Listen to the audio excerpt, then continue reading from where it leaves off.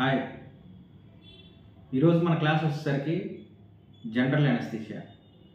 General ఎనస్థీషియాలో already procedure ఏం చేస్తారని చెప్పి డ్రగ్స్ 1 by 1 ఏమి ఇస్తామని లాస్ట్ వీడియోలో మనం చూసాం. ఇప్పుడు ప్రజెంట్ వచ్చేసరికి మనం ఏ డ్రగ్ ఎంత ఎంజీ ఇవ్వాలి, దాని డ్యూరేషన్ ఎంత, హాఫ్ లైఫ్ ఎంత, ఏ డ్రగ్ ఎక్కడ మెటబాలైజ్ అవుతుంది, ఏ ఫెయిల్యూర్లో ఏ డ్రగ్ ఇవ్వచ్చు, ఏ డ్రగ్ ఇవ్వకూడదు అనే దాని గురించి మనం ఈరోజు క్లాస్ అనేది స్టార్ట్ చేస్తున్నాం. మొదటగా మీకు జిఏ అంటే జనరల్ ఎనస్థీషియాలో వాడే డ్రగ్స్ అనేది మీకు ఆల్రెడీ ఎనస్థీషియా టెక్నీషియన్స్కి, ఓటీలో పనిచేసే వాళ్ళకి అందరికీ మీకు ఒక అవగాహన ఉంది. వాటి ఎంజీలు ఎంత పర్ కేజీ బాడీ వెయిట్ తీసుకోవాలనే దాని గురించి మనం ఈరోజు క్లాస్ అనేది స్టార్ట్ చేద్దాం. మొదటిగా మనం అసలు జనరల్ ఎనస్థీషియా అంటే ఏంటి? జనరల్ ఎనస్థీషియా అంటే ఏంటంటే analgesia plus anaesthesia plus sedation plus muscle relaxation, వీటన్నిటిని కలిపితే జనరల్ ఎనస్థీషియా. ఒక పేషెంట్కి మెలుగు లేకుండా, నొప్పి లేకుండా స్మూత్గా సర్జరీ జరిగేదాన్నే జనరల్ ఎనస్థీషియా అంటాం. ఎప్పుడైనా మనం ఒక డ్రగ్ని పేషెంట్కి ఇవ్వాలి అంటే ఒక ఐడియల్ బాడీ వెయిట్ని అనేది మనం మొదటగా తీసుకోవాలి. ఎవరినైనా కూడా ఐడియల్ బాడీ వెయిట్ వచ్చేసరికి మనం 50 to 60 kgs తీసుకుంటాం. అంటే మ్యాక్సిమం 60 kgs కింద ఐడియల్ బాడీ వెయిట్ తీసుకొని ప్రతి డ్రగ్ అనేది క్యాలిక్యులేషన్ అలానే వేశారనమాట. జిఏ డ్రగ్స్లో వచ్చేసరికి 4 స్టెప్స్ ఉంటాయి. మొదటిది వచ్చేసరికి మనం ప్రీ మెడికేషన్, తర్వాత ఇండ్యూసింగ్ ఏజెంట్స్, తర్వాత muscle relaxant, and last one వచ్చేసరికి మనకి రివర్సల్. ఈ 4 స్టెప్స్ అనేవి 1 by 1 మనం ఒక్కో దాని గురించి తెలుసుకుందాం. మొదటిగా ప్రీ మెడికేషన్. ప్రీ మెడికేషన్లో జనరల్గా ఏమి ఇస్తాం అంటే మనం గ్లైకోపార్లేట్, మెడజోలం, జోఫర్, ఫెంటనిల్ ఆర్ బుపినార్ఫిన్ ఏది ఉంటే అది మనకు అందుబాటులో ఉన్నాయి, మనం యూజ్ చేస్తాం. ఇప్పుడు మనం గ్లైకోపార్లేట్ ఎంత ఎంజీ ఇవ్వాలి, అసలు అది ఎంత ఉంటుంది, అది ఏం డ్రగ్ అనే దాని గురించి మనం చెప్పుకుందాం. గ్లైకోపార్లేట్ వచ్చేసరికి 0.2 mg ఉంటుంది. ఇది యాంటీ కొలినర్జిక్ డ్రగ్స్ అంటారు వీటిని. ఇది వచ్చేసరికి మనం 5 mg per kg body weight ప్రకారం మనం గ్లైకోపార్లేట్ని ఇస్తాము. అండ్ నెక్స్ట్ వన్ వచ్చేసరికి మెడజోలం. మెడజోలం వచ్చేసరికి 1 ml 1 mg ఉంటుంది. మనం దీన్ని ఇప్పుడు 0.01 to 0.02 మనం పేషెంట్కి పర్ కేజీ బాడీ వెయిట్ ఇవ్వచ్చు అనమాట. 0.01 to 0.02. మన దగ్గర అయితే ఫెంటనిల్ అనేది అందుబాటులో లేవు. ఫెంటనిల్ అనేది మెడికల్ కాలేజ్లో అందుబాటులో ఉంటుంది. ఫెంటనిల్ వచ్చేసరికి మనకి 2 mcg per kg body wait ఇస్తాం. అది 100 mg ఉంటుంది. 50 mg 1 ml 2 ml ఉంటుంది. ఇక్కడ వాడేది ఏంటంటే బుపినార్ఫిన్. ఈ బుపినార్ఫిన్ వచ్చేసరికి ఈచ్ ఎంఎల్ కంటే ఈ ఛాంపిల్ కంటే 0.3 mg ఉంటుంది. దీన్ని మనం 0.15 అనే ఎంజీని మనం పేషెంట్కి అనేది ఇస్తాం. జోఫర్ అనేది తెలుసు మీకు, 4 mg ఉంటుంది. మనం 0.01 mg per kg body weight జోఫర్ కూడా ఇస్తాం. And next one inducing agents. Inducing ఏజెంట్స్లో మొదటగా మనం ప్రిఫర్ చేసేది ప్రొపోఫాల్ అండ్ థయోపెంటేన్. ప్రొపోఫాల్ వచ్చేసరికి మనకి 10 ml వైల్ 20 ml వైల్ అందుబాటులో ఉంటాయి. ఇది మనం ప్రొపోఫాల్ వచ్చేసరికి 2 mg per kg body wait ప్రకారం ఇస్తాం. 2 mg per kg body wait అనమాట. ఇది వచ్చేసరికి మనకి ఇండ్యూసింగ్ ఏజెంట్స్ అంటారు. అండ్ నెక్స్ట్ వన్ ఇది థయోపెంటేన్, థయోసాల్ అంటాం దీన్ని. ఈ 500 mg 1 గ్రాములో అవైలబుల్లో ఉంటాయి. మనం పేషెంట్కి వచ్చేసరికి 5 mg per kg body wait లాగా ఇస్తాం. ఇది పౌడర్ రూపంలో ఉంటుంది. దీన్ని మనం 10 ml పెట్టి డిస్టిల్ వాటర్ పెట్టి డైల్యూట్ చేస్తాం. దాని నుంచి వచ్చే డ్రగ్ని పేషెంట్కి 5 mg per kg body wait కింద తీసుకుంటాం. ఇవి ప్రజెంట్ మనకి ఇండ్యూసింగ్ డ్రగ్స్లో ఉంటాయి. ఇంకొకటి వచ్చేసరికి కిటమిన్ కూడా మనం ఇండ్యూసింగ్ డ్రగ్స్లోనే యూజ్ చేస్తాం. ఇండ్యూసింగ్ డ్రగ్స్ కెటమిన్ వచ్చేసరికి మనం 2 mg/kg బాడీ వెయిట్ లాగా ఇవ్వచ్చు అది కూడా. అండ్ నెక్స్ట్ స్టెప్ వచ్చేసరికి మజిల్ రిలాక్సెంట్స్. మజిల్ రిలాక్సెంట్లో ఫస్ట్ స్టార్టింగ్ మనం పేషెంట్ని అతను వైశాసా నాన్ వైశాసా అని అడుగుతాం.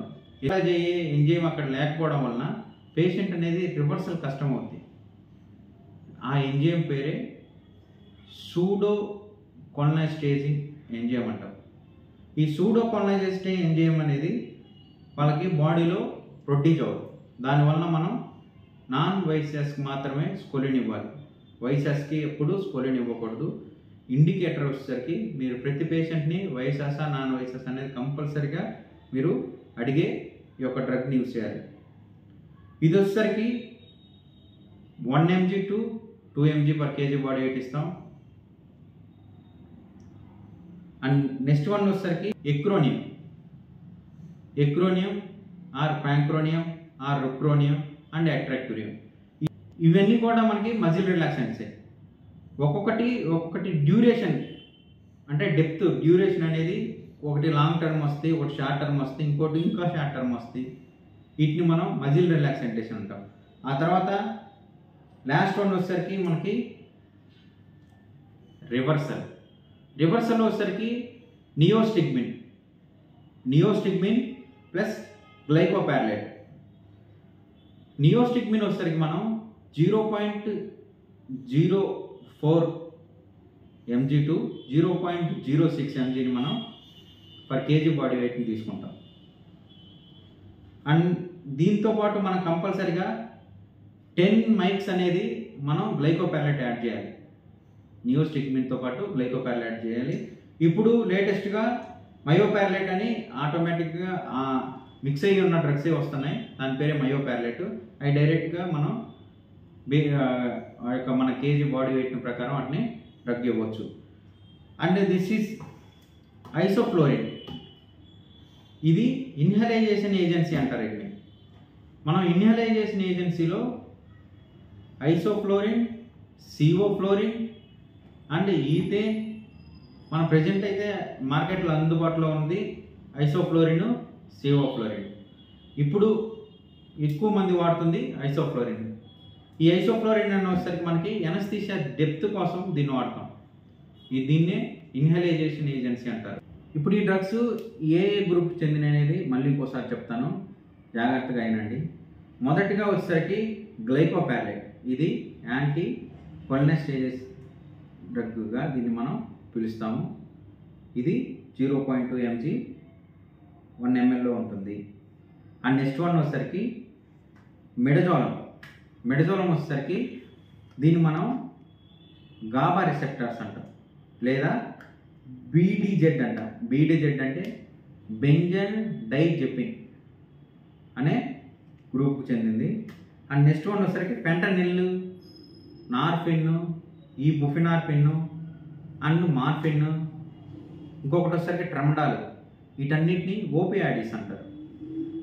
ఓపియాయిడ్స్లో మనకు వచ్చేసరికి ఫెంటనిల్, నార్ఫిన్, బుఫినార్ఫిన్ అండ్ మార్ఫిన్, ట్రమడాల్ వీటన్నిటిని మనం ఓపియాయిడ్స్ అంటాం. యాక్చువల్గా ఓపియాయిడ్స్ అనేవి ఓవర్ డోస్ అయితే ఏమవుతుంది, రెస్పిరేటరీ డిప్రెషన్స్ వస్తాయి, కొన్నిసార్లు రెస్పిరేటరీ అరెస్ట్ కూడా అవుతారు. అందుకనే ఓపియాయిడ్స్కి కొంచెం దూరంగా ఉండాలనేది. వీటిని మనం నార్కోటిక్ డ్రగ్స్ అని కూడా అంటాం. యాక్చువల్గా ఈ ఓపియాయిడ్స్ని మనం ఎవరు ఎనస్థీషియా డాక్టర్ సర్టిఫికేట్స్ లేకుండా ఇవి బయట అమ్మడానికి ఉండదు. హాస్పిటల్లో కూడా ఎనస్థీషియా డాక్టర్ కన్సల్టేషన్ ఫామ్తోనే వీటిని మన మార్కెట్లోకి తీసుకొచ్చుకుంటారు. అందుకే వీటి వల్ల కొంచెం జాగ్రత్తగా ఉండాలి మీరు. వీటిని ఓపియాయిడ్స్ అంటారు. తర్వాత వచ్చేసరికి inducing drugs agents. Inducing drugs agents అంటే చెప్పాను కదా, ప్రొపపాలు, థయోపెంటైన్ అండ్ కెటమిన్. వీటన్నిటిని మనం ఇండ్యూసింగ్ డ్రగ్స్ అంటాం. కాకపోతే వీటి వల్ల వచ్చే ఇబ్బందులు ఏంటంటే కొన్నిటికి బీపీ తగ్గిపోతాయి, కొన్నిటికి కన్వెన్షన్స్ తగ్గుతాయి. ప్రొపపాల్కి బీపీ అనేది ఫాలో అవుతుంది. ఎక్కువ డోసుకైనా ప్రొపపాల్ ఇస్తే బీపీ అనేది ఆటోమేటిక్ ఫాలో అవుతుంది. థయోపెంటైన్ ప్రొపపాల్తో పోల్చుకుంటే బీపీ కొంచెం తగ్గినా కూడా దీనివల్ల కొన్ని కన్వర్జెన్సీ కూడా ఇది యూజ్ అవుతుంది. ప్లస్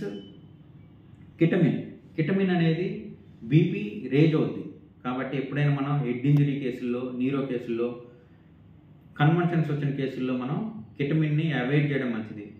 అంటే ఇది నా ఒపీనియన్ కాదు, నేను నలుగురు అనస్థీషియా డాక్టర్ల ద్వారా తెలుసుకొని 1కి 2 ఈ క్లాస్ అనేది నేను ప్రిపేర్ చేసి మీకు చెప్తున్నాను.